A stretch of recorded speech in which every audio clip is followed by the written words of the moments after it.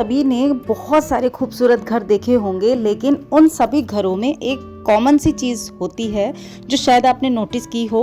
वो होती है कि हर चीज़ करीने से रखी होती है और साफ सफाई बहुत ज़्यादा होती है ना। तो अगर आप किसी भी घर में एक नियम बनाते हैं 30 मिनट क्लीनिंग का, तो वो घर आपका सुंदर होने के साथ साथ ऑर्गेनाइज भी होता है और साफ सफाई जहाँ होती है वो घर खुद ब खुद अपने आप में कहानी कह देता है। तो दोस्तों, आज की वीडियो में आप सबके साथ में शेयर कर रही हूँ कुछ ऐसे टिप्स जिससे कि मेरा घर रहता है साफ सुथरा और सुंदर, साथ ही साथ ऑर्गेनाइज भी। डेली की क्लीनिंग में 30 मिनट का एक रूल है जो मैं हमेशा ही फॉलो करती हूँ। डेली मॉपिंग वगैरह तो होती ही है, मैं खुद ही करती हूँ। इसके अलावा अपने घर का एक कोना जरूर पकड़ती हूँ मैं, जिसको मुझे हर हालत में एक नियम बनाया हुआ है, क्लीनिंग करनी ही करनी है। और उसके लिए ज़रूरी नहीं है कि आप बहुत बड़ा बड़ा पोर्शन चुनें। अगर आपके पास टाइम है तो आप बड़ा पोर्शन साफ़ कर सकते हैं, अगर आपके पास कम टाइम है तो आप छोटा पोर्शन साफ़ कर सकते हैं। लेकिन हाँ, ये एक हैबिट या फिर एक नियम अगर आप बनाते हैं ना, तो आपके घर में क्लीनिंग रहती ही रहती है। इससे डीक्लटरिंग भी हो जाती है। जैसे कि आज ये कोना साफ़ कर रही थी तो इसमें बहुत सारा अननेसेसरी सामान भी निकल गया। अब देखिए, नहाने से पहले जो क्लीनिंग करती हूँ वो तो करती हूँ, लेकिन नहाने के बाद में मंदिर की क्लीनिंग डेली बेसिस पर करती हूँ बाहर की साइड से। और मंदिर की क्लीनिंग के लिए मैं इस तरह का रोल जो आता है ना, जो फैब्रिक नैपकिन होते हैं, तो उसका यूज़ करती हूँ। इसको गीला करके बाहर से जितना भी मंदिर का ओपन एरिया रहता है ना, उसको क्लीन करती हूँ। देखिए, देखने में कितना साफ लगता है लेकिन कितनी गंदगी निकलती है। अब हो गया ना बिल्कुल मंदिर साफ। तो इसको मैं डेली बेसिस पर करती हूँ, बाहर के साइड से, नीचे के साइड से। और ब्रेकफास्ट वगैरह करने के बाद में बारी आती है मेरे अब डस्टिंग की। तो डस्टिंग में जो हेडबोर्ड होता है बेड का, वो हमेशा ही इग्नोर रहता है। मैं उसको डेली बेसिस पर क्लीन करती हूँ। और आप में से कुछ फ्रेंड पूछते हैं कि ये पेंट कैसा चल रहा है। तो देखिए, 2 साल लगभग होने को आए हैं। मेरा ये वाला पेंट जो मैंने खुद किया था अपने बेड पर, ये अभी भी वैसा का वैसा ही है, बिल्कुल शाइन बनी हुई है। हाँ, सोचती हूँ एक बार अब इसका कलर चेंज कर दूँ, वो अलग बात है। हेडबोर्ड को मैं बेडशीट स्प्रेड करने से पहले ही क्लीन करती हूँ, लेकिन आज बेडशीट मैंने पहले स्प्रेड कर दी थी और हेडबोर्ड जो है वो बाद में क्लीन किया। जैसा समय होता है वैसे ही कर लेती हूँ। डेली डस्टिंग में जो भी ट्यूब लाइट्स या लाइट्स मेरे हाथ के आसपास रहती हैं, उनको भी मैं सॉफ्ट माइक्रोफाइबर फैब्रिक की हेल्प से जरूर क्लीन करती हूँ। इसके अलावा बेड साइड टेबल के ऊपर जितना भी सामान रखा होता है उसको भी मैं हटा करके साफ करती हूँ। इसीलिए बेड साइड टेबल को मैं बहुत ज़्यादा क्लटर्ड नहीं रखती हूँ। जो भी थोड़ी बहुत डेकोरेटिव चीज़ें हैं या फिर जो भी मेरे काम की चीज़ें हैं वही मैं रखती हूँ। स्पेशली मेरी बुक्स वगैरह रखी रहती हैं, लाइट रखी रहती है जो कि मैं रात को चला करके सोती हूँ। तो ये सारी चीज़ें मैं अपने बेड साइड टेबल पर रखती हूँ और इस तरीके से इसको थोड़ा थोड़ा कभी कभी चेंज भी कर देती हूँ ज़रूरत के अकॉर्डिंग।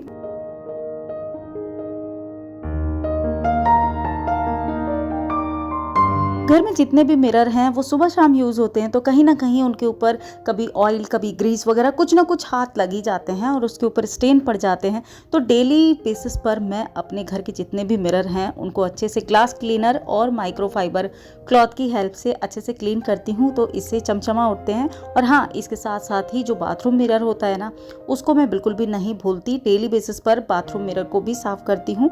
लेकिन पहले क्या होता था कि मैं बाथरूम मिरर को ना पानी की हेल्प से साफ़ करती थी, यानी कि पानी डाल देती थी उसके ऊपर किसी भी लिक्विड डिटर्जेंट को डालने के बाद में, और फिर उसके बाद में पानी डाल देती थी। लेकिन उससे क्या हुआ ना कि मिरर बहुत जल्दी ख़राब होता है। तो मैं आप सबको भी सजेस्ट करूँगी ऐसा ना करें। ग्लास क्लीनर की हेल्प से अगर करेंगे तो हमेशा चमचमाते रहेंगे और उसकी शाइन भी वैसी ही बनी रहेगी। इसके अलावा बाथरूम में हमारे वॉश बेसिन एरिया जो रहता है वो सबसे ज़्यादा ज़रूरी है क्लीन करना, तो इसको क्लीन करना मैं बिल्कुल भी नहीं भूलती। शावर लेने से पहले मैं अच्छे से डीप क्लीन कर देती हूँ, और अंदर की साइड से तो करती हूँ, नीचे और बाहर की साइड से भी कर देती हूँ, तो ये हमेशा चमचमाता रहता है। मिरर्स के बाद में जितनी भी ज़्यादा विजिबल चीज़ें होती हैं, जैसे कि शेल्फ है, कैबिनेट है, या फिर हमारे चेस्ट ऑफ ड्रॉर वगैरह रहती हैं जो कि हमारे सामने ही आती हैं, उनको भी डेली बेसिस पर क्लीन करना यानी कि डस्टिंग करना उनकी बहुत ज़्यादा ज़रूरी है। तो इसको भी मैं नहीं भूलती हूँ। और हाँ, टीवी और जितनी भी लैपटॉप हैं, टीवी है, स्क्रीन जितनी भी होती हैं या डेस्कटॉप वगैरह है, उनको क्लीन करने के लिए ना मैं ये बहुत ही सॉफ्ट एक फैब्रिक है मेरे पास, जो हैंकी का फैब्रिक होता है ना, उससे क्लीन करती हूँ। लेकिन इसके ऊपर मैं बिल्कुल भी ग्लास क्लीनर का यूज़ नहीं करती, ना ही मैं पानी का यूज़ करती हूँ, केवल ड्राई डस्टिंग करती हूँ। इससे ये बिल्कुल जो स्टेन वगैरह होता है तो वो भी निकल जाता है, आप हल्के हाथ से अगर करेंगे, और स्पेशली इन चीज़ों के ऊपर तो कोई भी इतना स्टेन नहीं लगाता है। इसके बाद में कभी कभी वीकली बेसिस पर मेरा रहता है कि अपनी डाइनिंग टेबल एरिया का जो लुक है या सेटअप है उसको थोड़ा सा चेंज कर देती हूँ। क्लीनिंग तो डेली बेसिस पर करती हूँ और उसको सेम डेकोर को मैं लगा देती हूँ, लेकिन वीकली बेसिस पर मैं इसको चेंज करती हूँ। तो थोड़ा सा अपनी जितनी भी चेयर्स वगैरह हैं, अपनी डाइनिंग टेबल का ग्लास है, इसका क्लॉथ है, ये सब कुछ अच्छे से क्लीन कर देती हूँ। और चेयर्स को क्लीन करने के लिए मैं एक सॉल्यूशन का यूज़ करती हूँ, आप सबके साथ में बहुत ही बार शेयर कर चुकी हूँ। आज मैंने थोड़ा सा इसका डेकोर भी चेंज कर दिया, इससे डाइनिंग टेबल बहुत सुंदर हो गई है। बस थोड़ा सा चेंज कर दो आप, चाहें वो ही चीज़ें होती हैं इधर की उधर कर दो, लेकिन वो चीज़ें बदलने से लुक बिल्कुल चेंज हो जाता है, साथ ही साथ सफाई भी हो जाती है।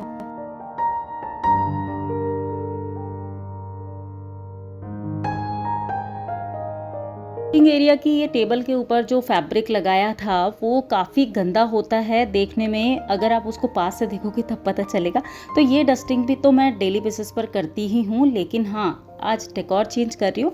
और एक टिप आप सबके साथ में शेयर कर रही हूँ, बरसात में ना घर के अंदर थोड़ी सी स्मेल सी रहती है, तो उससे बचने के लिए अगर आपके पास एसेंशियल ऑयल आप यूज़ नहीं कर रहे हैं तो कोई भी डिफ्यूज़र लेके उसके अंदर आप थोड़ा सा कोकोनट ऑयल डालिए और थोड़ा कपूर डाल दीजिए, और सारे घर में बहुत अच्छी कपूर की खुशबू आती रहेगी। ये टिप ज़रूर फॉलो कीजिए, स्पेशली बरसात के दिनों में, मानसून में ये बहुत काम करता है। घर के अंदर एक भीनी भीनी सी कपूर की खुशबू बनी रहती है। मेरा आती है सोफ़े की बारी, तो सोफ़ा जो है उसको तो मैं डेली बेसिस पर हल्का सा कपड़ा वगैरह झाड़ करके सेम वैसे ही बिछा देती हूँ, लेकिन हाँ वीकली बेसिस पर मैं उसको अच्छे से क्लीन करती हूँ। वीक में एक बार सोफ़े को अच्छे से वैक्यूम क्लीनर से क्लीन करने से उसके अंदर की जितनी भी डस्ट होती है वो निकल जाती है।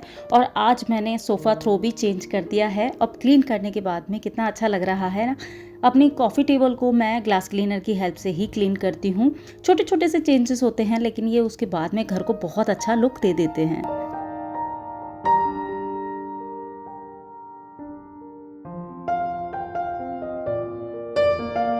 घर के जितने भी फुटमैट होते हैं उनको मैं वीकली बेसिस पर क्लीन करती हूँ। ये तो मैंने आप सबके साथ में लास्ट वीडियो में शेयर किया ही है। और इसको मैं मशीन वॉश करती हूँ और मशीन में ये अच्छे से क्लीन हो जाते हैं। ये देखिए सारे ही अच्छे से क्लीन हो गए हैं। इस तरीके से रहता है मेरा क्लीनिंग का रूटीन। तो यही रहती है मेरा डेली का डस्टिंग या क्लीनिंग वाला रूटीन। और कोई भी घर सुंदर तभी लगता है जब उसको अच्छी तरीके से हम मेंटेन करके रखते हैं, और इसी तरीके से मैं करती हूँ। मैं करती डेली हूँ, लेकिन क्या होता है कि जैसे ज्यादातर कोशिश करती हूँ कि मॉर्निंग में करूँ। कभी कभी क्या होता है कि ब्रेकफास्ट के बाद में ये काम कर पाती हूँ। कभी दिन में मैं डस्टिंग करती हूँ, लेकिन डस्टिंग मैं डेली बेसिस पर करती हूँ। डेली बेसिस पर जब भी हम डस्टिंग वगैरह करते हैं ना, तो हमारा घर काफी हाइजीनिक भी रहता है और क्लीन भी रहता है, जो कि सफाई आपको अलग ही दिखती है। और फिलहाल अभी शाम का वक्त हो गया है और मैंने कहीं जाना है, इसलिए मैं रेडी हो गई हूँ। तरीके से ये बैंगल्स वगैरह पहनी है और ये इयररिंग इसके साथ के सिंपल सा मैंने मोती वाला नेकलेस पहना है, जिसके अंदर सेम काम है और थोड़ा गोल्डन टच भी है, तो मैंने सोचा कि ये अच्छा लगेगा इस हाथ में बेंगल। और अभी ना अमेज़न पर अभी 12, 13 और 14 जुलाई को चल रही है प्राइम डे सेल। उस पर आपको 40% से लेकर के 80% तक के बड़े डिस्काउंट मिल जाएंगे बड़े ब्रांड्स पर। और आपको इलेक्ट्रॉनिक, क्लोथिंग, बैग, एक्सेसरीज, बहुत सारी चीजों पर बड़ा अच्छा ऑफर मिल जाएगा। तो अगर आपने शॉपिंग करनी है तो आज ही कर लीजिए, क्योंकि आज लास्ट डे है। तो आप इस मौके को बिल्कुल भी, जो भी चीजें आपने विश लिस्ट की हुई थी ना, वो चीजें आप अभी परचेज कर सकते हैं। पूछा था कि आपने ग्लूटाहाया लिया था, उसका क्या रिव्यू रहा। तो मैंने ना गोल्डन वाला जो ग्लूटाहाया लिया था, वो इतना अच्छा उसका फ्रेग्रेंस, और एक तो नॉन स्टिकी है, बिल्कुल भी चिपचिपा नहीं है। इतने पसीने ह्यूमिडिटी वाले वेदर में भी आप उसको बिल्कुल बेफिक्र होकर के यूज कर सकते हैं। कहीं पर भी ग्रीसीनेस आपको फील नहीं रहेगी। दूसरी चीज, आपको परफ्यूम लगाने की जरूरत ही नहीं है, इतनी अच्छी उसकी खुशबू है। उसी को देखते हुए वो मुझे इतना पसंद आया, मैंने उसका दूसरा वाला भी लिया है, वैसलीन का ग्लूटाहाया। ये पिंक में है, इसके अंदर सीरम भी है और लोशन भी है। ये तो ये मैंने लिया है। है। हालांकि इसका जो खुशबू है ना, ये थोड़ी सी डेलिकेट है, तो अगर आपको लाइट खुशबू पसंद है तो आप ये वाला लीजिएगा, और थोड़ी स्ट्रॉन्ग खुशबू पसंद है मेरी तरह तो आप गोल्डन वाला लीजिएगा। दोनों की लिंक मैं नीचे डिस्क्रिप्शन बॉक्स में दे दूंगी। मैंने कुछ कुर्ते लिए हैं, वो दिखा रही हूँ आपको। तो एक ना मैं हिमालय का ये वाला सीरम यूज करती हूँ, आपको पता ही है ये बहुत अच्छा सीरम है, विटामिन सी वाला। लेकिन मैंने सोचा कि अब मैं बहुत पिछले कई महीनों से इसी को यूज कर रही हूँ, तो मैंने सोचा थोड़ा सा स्विच करती सी करके मैंने ये प्लम का मंगाया है, राइस वाटर और नियासिनामाइड का एक ये सीरम है। रिव्यू वगैरह मैंने देख लिए थे, ये है, तो लगाते हैं तो यूज करना स्टार्ट कीजिए, आपको काफी अच्छे रिजल्ट देखने के लिए मिलेंगे। तो लॉन्ग टाइम में देखने के लिए मिलते हैं। कोई भी चीज कॉस्मेटिक का ऐसा होता है कि आपने आज यूज किया तो आज ही मिलेगा उसका रिजल्ट, ऐसा नहीं होता है। थोड़ा टाइम, जो अच्छे कॉस्मेटिक होते हैं उसका रिजल्ट थोड़े टाइम के बाद में मिलता है। अच्छा, थर्ड जो मैंने लिया है वो लिया है, एक ये प्लम का ही लिया है, नियासिनामाइड, और नियासिनामाइड 2% है इसके अंदर, हाइब्रिड सनस्क्रीन, राइस वाटर और नियासिनामाइड का ही सीरम लिया है, और यही सनस्क्रीन लिया है। समर्स में सनस्क्रीन जरूरी है, अगर आप घर से बाहर निकलते हैं तब तो मस्ट है। घर के अंदर भी हमें सनस्क्रीन लगाना चाहिए, लेकिन सनस्क्रीन घर के अंदर हम नहीं लगाते, फिलहाल बाहर के लिए तो जरूरी है। इसमें SPF 50 PA++++ ये है। चलिए, एक मैंने लिया है कॉट सेट, एक लिया है चिकनकारी। तो चिकनकारी कुर्ते मेरे फेवरेट हैं, और मैं धीरे धीरे करके इनका कलेक्शन बना रही हूँ, क्योंकि पता है ये थोड़े से, अगर आप ऑथेंटिक चिकनकारी लेते हैं, लखनवी चिकनकारी लेते हैं, तो ये थोड़ी सी कॉस्टली होती है।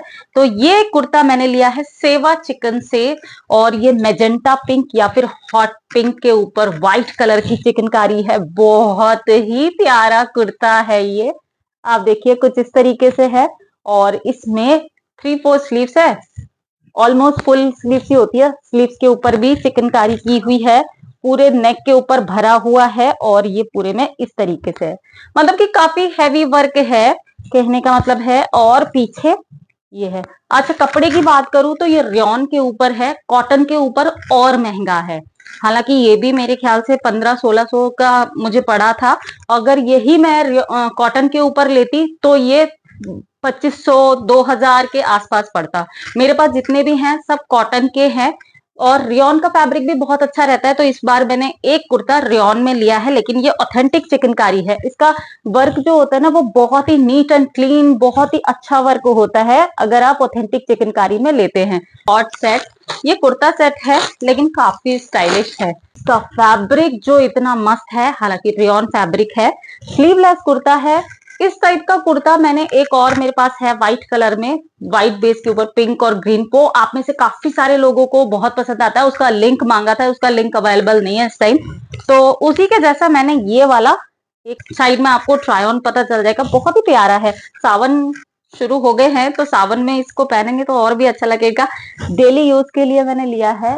ये देखिए, फुल इलास्टिकेटेड बैंड है, और इसमें पॉकेट है, और इसका ये देखिए बॉटम जो है इतना चौड़ा है। रेयॉन का फैब्रिक है, बहुत ही अच्छा फैब्रिक लगा मुझे। अगर आपको ये पसंद आता है, ट्राई ऑन से पता चल जाएगा, तो आप इस वाले में जरूर जाइए। और चिकनकारी तो मेरे फेवरेट। तो चलो अब मैं जाकर के आती हूँ, फिर मिलती हूँ आपसे। आज बना रही हूँ मैं अपनी बनाई हुई बड़ियाँ, जो मैंने उस पर बनाई थी ना होली पर, वो, और बहुत ही टेस्टी बनती हैं, और इनको बनाना भी बहुत आसान है।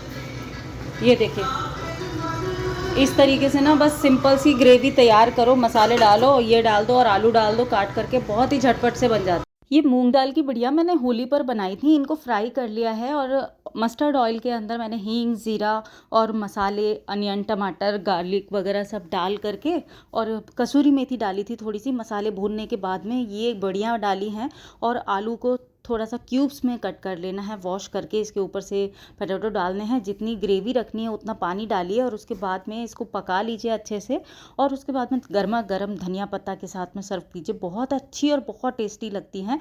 वैसे तो हम इसको कूट करके बनाते हैं, फ्राई करने के बाद में मैं कूट लेती हूँ, तो इसका फ्लेवर और भी ज़्यादा बढ़ जाता है। लेकिन फ़र्स्ट टाइम मैं इसको इस तरीके से ही बना रही हूँ, फ्राई करने के बाद में देखना चाहती हूँ इस बार कैसा टेस्ट आएगा।